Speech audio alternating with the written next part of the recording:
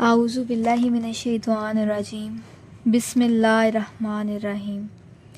मैं शुरू करती हूँ अल्लाह के पाक नाम से जो बड़ा मेहरबान निहायत रहम करने वाला है। किताब और बैत का मतलब क्या है?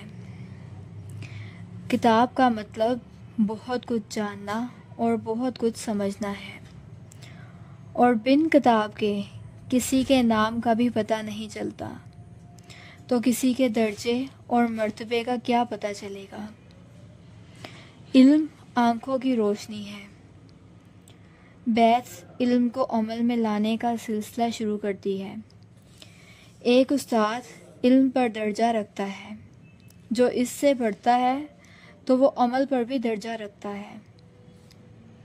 बैत इल्म को अमल में ले आती है और अमल करने वाला किसी की मुश्किल का हल बन जाता है। इल्म और अमल सिखाने वाला बेशुमार की निजात का सबब बन जाता है। बिन इल्म और अमल के इंसान जानवर तो बन सकता है, लेकिन इंसान नहीं बन सकता। जो इल्म और अमल से बेखबर हो तो उसे खुदा नमाजी और इमाम की जगह से आउट कर देता है। फिर भी ये इंसान खुद को नमाजी और इमाम जानता रहता है, लेकिन इससे बेखबर है कि इसकी नमाज और अमामत का एहतराम लोग नहीं करते, तो खुदा क्या करेगा। बेखबर और बेइल्म कोई भी इंसान पैदा नहीं होता।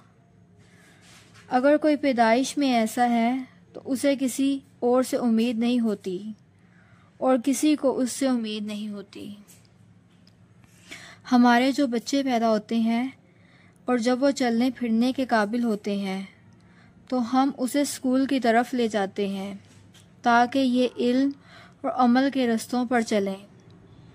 ये अपनी ज़रूरत थी जो कभी नहीं मरती। मरते दम तक हर कोई अपनी औलाद का फ़िक्र करता है। दीन में इन इमामों और नमाजियों के ज़मीर क्यों मर गए हैं कि एक दूसरे का फ़िक्र नहीं करते।